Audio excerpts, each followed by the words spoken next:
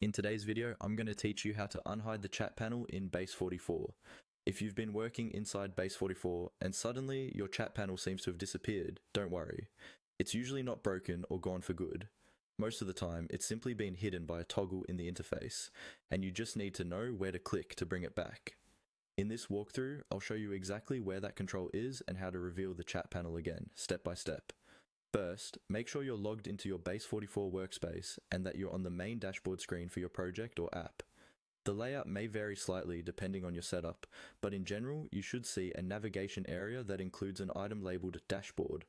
Now, look carefully around the word Dashboard in the interface. What you're looking for is a small icon positioned beside the dashboard label. This icon is usually placed either directly to the left or to the right of the word, and it can look like a panel toggle, a small arrow, or a similar control that indicates something can be expanded or collapsed. Move your mouse over that area beside the dashboard label. As you hover, you may notice that the icon becomes a little more visible or highlighted, indicating that it's clickable. Once you've located it, go ahead and click on that icon. When you click the icon beside the dashboard, Base44 will toggle the visibility of the chat panel. If the chat was previously hidden, it should now slide back into view on the side of your screen. This is typically where you'll see your ongoing conversations, team messages, or support chats associated with your workspace.